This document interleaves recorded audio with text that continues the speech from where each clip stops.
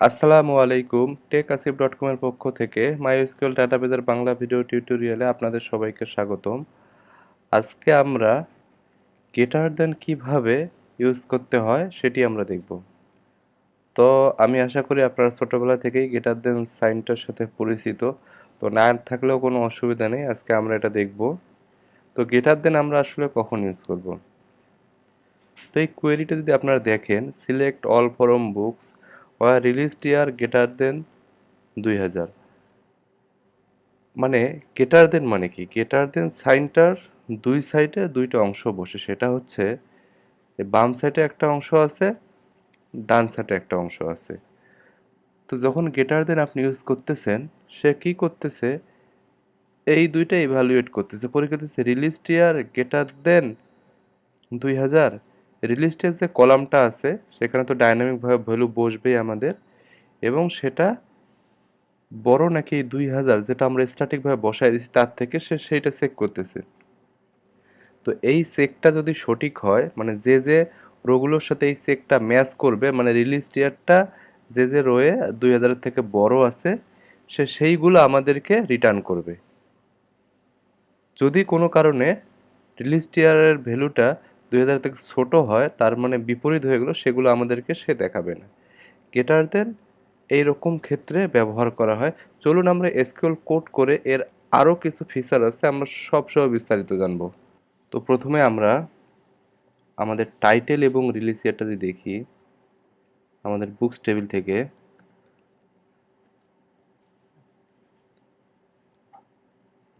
Order by released ইয়ার, তো order by করে যদি আমরা দেখি, এখানে ডিফল্টভাবে অ্যাসেন্ডিং অর্ডারে আমাদের শো করাবে। তো কি আমাদের 1945 সাল থেকে 2017 সাল পর্যন্ত বই আছে। তো আমরা চাচ্ছি যে 2000 যে সাল আছে তার থেকে পরের বইগুলো কি সেটা আমরা দেখব। তাহলে সেক্ষেত্রে আমরা কি করতে পারি সেটি আমরা দেখব। সেটা আমরা গেটার দেন সাইনের মাধ্যমে ইজিলি করতে পারি। Select title release from books order বাইটা মনে করি এটা নেই, এটা কল্পনা থেকে বাদ দেন, ওটা তো আমরা আলাদা উদ্দেশ্যে ব্যবহার করি, তাই না? হোয়ার রিলিজড ইয়ার গেটার দেন কোক দশক শতক হাজার 2000, তার মানে রিলিজ ইয়ারটা যে যে রোতে 2000 থেকে বড় সেই রোগুলো আমরা গেটার দেন সাইনের মাধ্যমে চাই। 2000 বলতে এখানে যে কোনো কিছু বুঝতে পারে, মানে মোট কথা লেফট সাইডেরটা বড় এবং রাইট সাইডের ভ্যালুটা ছোট, এই কন্ডিশনটা যদি ম্যাচ করে যে ঠিক আছে কথাটা সত্য, সেক্ষেত্রে সেই ভ্যালুগুলো আমরা ডাটাবেজের কাছে চাচ্ছি। এটা যদি আমরা রান করি, আপনারা দেখবেন 2003, 2016, 2001, 2012, কিন্তু জিনিসগুলো অর্ডারে আসলে ভালো হতো, তাহলে এখানে এলোমেলোভাবে আছে কারণ আমরা তো শর্ট করিনি। তো এখন আমরা লাস্টে এটা বসায় দিতে পারি আসলে অর্ডার বাই রিলিজ ডেট। এটাতে কিন্তু শুধু কি হচ্ছে, যে জিনিসটা আছে অর্ডার, মানে শর্ট অনুযায়ী আমাদের দেখাচ্ছে অ্যাসেন্ডিং অথবা ডিসেন্ডিং।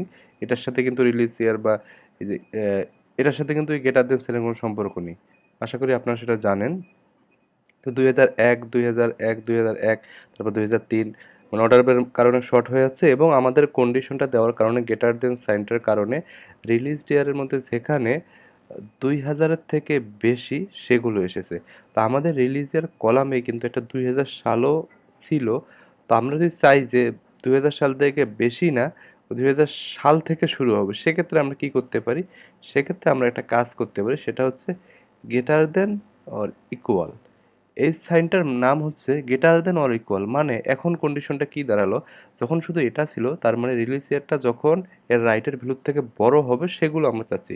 কিন্তু যখন গ্রেটার দেনের সাথে আমরা ইকুয়ালটা দিচ্ছি, তার মানে আমরা চাচ্ছি যে 2000-এর থেকে বড় হলেও আমাকে এই কোয়ারিটা থেকে যে ডাটা পাওয়া যায় সেটা দিবা, অথবা 2000-এর সমান হলেও দিবা। মানে 2000-এর সমান থেকে এখন শুরু হবে গ্রেটার দেন ইকুয়াল, মানে গ্রেটার দেন ইকুয়াল মানে হচ্ছে যে 2000-এর সমান অথবা তার থেকে বড়। এই শর্তটা যদি ম্যাচ করে সেক্ষেত্রে সে আমাদেরকে ডাটাগুলো দিবে। তো রান করি, এখন দেখুন আমরা 2000 সালেরও ডাটাটা আমরা কিন্তু দেখতে পাচ্ছি। এখন আরেকটা জিনিস আমরা দেখব, সেটা হচ্ছে আমরা চাচ্ছি আমাদের টাইটেল এবং stock quantity, STOCK stock quantity from books. তো এটা যদি আমরা রান করি, দেখুন আমাদের স্টক কোয়ান্টিটি দেখাচ্ছে। তো আমরা চাচ্ছি যে আমাদের স্টক কোয়ান্টিটি, মানে আমাদের যে বইগুলোর স্টক কোয়ান্টিটি 100-র উপর আছে, 100 থেকে বেশি, সেই স্টক কোয়ান্টিটিটা আমরা দেখতে যাচ্ছি। সেক্ষেত্রে আমরা কি করব? সেক্ষেত্রে আমরা easily greater than sign use করে এটা দেখতে পারি। হোয়ার, শেষে আমরা যদি কন্ডিশন দিই হোয়ার স্টক কোয়ান্টিটি গ্রেটার দেন 100, তার মানে এটার মাধ্যমে আমরা কিন্তু আমাদের স্টক কোয়ান্টিটিটা ফিল্টার করে সুন্দর, শুধুমাত্র যে বইগুলোর স্টক কোয়ান্টিটি 100 থেকে বেশি আছে সেগুলো আমরা দেখতে পাচ্ছি, সেই বইগুলো। তো আমরা যদি এখানে গ্রেটার দেন ইকুয়াল দেই, সেক্ষেত্রে কি করবে? 100 অথবা 100 থেকে, মানে 100 থেকে শুরু হয়ে 100-র উপরে যে স্টক কোয়ান্টিটি যে বইয়ের আছে সে বইগুলো সে আমাদেরকে দেখাবে। দেখুন এবার কিন্তু যার স্টক কোয়ান্টিটি 100 সে কিন্তু আমাদেরকে সেটাও দেখিয়েছে। তো এটাই হচ্ছে গ্রেটার দেন অথবা গ্রেটার দেন ইকুয়াল অপারেটরের ব্যবহার। তো এখন একটা আমরা ইম্পর্টেন্ট জিনিস দেখব, এটা আসলে বুঝলে আপনার কনসেপ্টটা আরো ক্লিয়ার হবে। ধরুন আমি একটা কোয়েরি লিখলাম, সিলেক্ট 99 গ্রেটার দেন 1। আপনারা কি এক্সপেক্ট করতেছেন এটার আসলে ভ্যালু কি হবে? আচ্ছা আমরা রান করে দেখি। এর ভ্যালু হচ্ছে কি 1। এটা কিভাবে আসলো?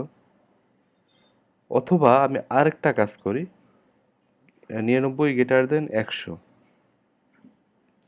এক্ষেত্রে কি হবে? ভ্যালু হচ্ছে 0। কিভাবে আসলো? এটা একটা ইম্পর্টেন্ট বিষয়। সেটা হচ্ছে দেখুন, আমরা যখন গ্রেটার দেন সাইনের লেফটে একটা ভ্যালু দিই, রাইটে একটা ভ্যালু দিই, তাই না? তো যখন আমরা এটা কম্পেয়ার করতেছি, যখন বলতেছি 99 গ্রেটার দেন 100, এই কম্পারিজনটা যখন হচ্ছে, সে কি করতেছে? 99 কি গ্রেটার দেন 100? না, আসলে 99 তো 100 থেকে বড় না। তার মানে এটা মিথ্যা কথা, এটা ফলস। সেজন্য সে আমাদেরকে 0 রিটার্ন করতেছে, মানে এটা ভুল। কিন্তু যে যখন আমরা 99 গ্রেটার দেন 1 দিচ্ছি, 99 কিন্তু 1-এর থেকে অনেক বড়, সে 1 যে ট্রু।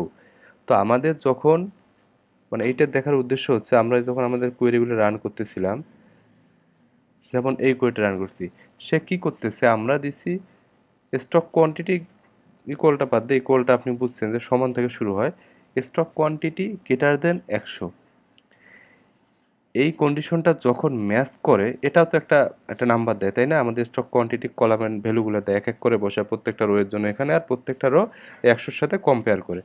তো যখন স্টক কোয়ান্টিটি গ্রেটার দেন 100, এইটার ভ্যালু 1 আসে, মানে এটা ম্যাচ করে, কথাটা সত্য, সেই রোগুলো কিন্তু আমাদের সে এখানে দেখাচ্ছে। মানে ভিতরের কাজটা এইভাবে হচ্ছে। যেখানে আবার এই কন্ডিশনটা মিথ্যা হয়ে যায়, মানে স্টক কোয়ান্টিটি দেখা যাচ্ছে 100 থেকে অনেক ছোট, কিন্তু আমরা বলছি কি স্টক কোয়ান্টিটি গ্রেটার দেন 100, সেক্ষেত্রে সে 0 রিটার্ন করে, সেই রোটা কিন্তু আমাদের এখানে শো করে না। এই গ্রেটার দেন ইকুয়ালের ক্ষেত্রে একই কথা, সেটা হচ্ছে 100 থেকে শুরু হবে, এটা কি 100 সমান, অথবা 100 সমান হতে পারে, বড়ও হতে পারে। এই দুইটা ক্ষেত্রে সে কি করে? আমাদের 1 রিটার্ন করে, সেই রোগুলো শো করে। আর অন্য ক্ষেত্রে সে 0 রিটার্ন করে, মানে এটা ফলস, সেক্ষেত্রে কি করে? সে আমাদেরকে সেটা শো করায় না। তো আশা করি আপনারা বুঝতে পেরেছেন। বুঝতে কোনো অসুবিধা হলে অবশ্যই আমাকে জানাবেন। আমি আবারও আপনাদেরকে এটা বোঝানোর চেষ্টা করব। আমার পরবর্তী ভিডিও পাওয়ার জন্য আমার চ্যানেলটি সাবস্ক্রাইব করে বেল বাটনে ক্লিক করে রাখুন। আমার ভিডিওগুলো ভালো লাগলে আপনার বন্ধুদের সাথে শেয়ার করতে ভুলবেন না। ধন্যবাদ সবাইকে। আল্লাহ হাফেজ।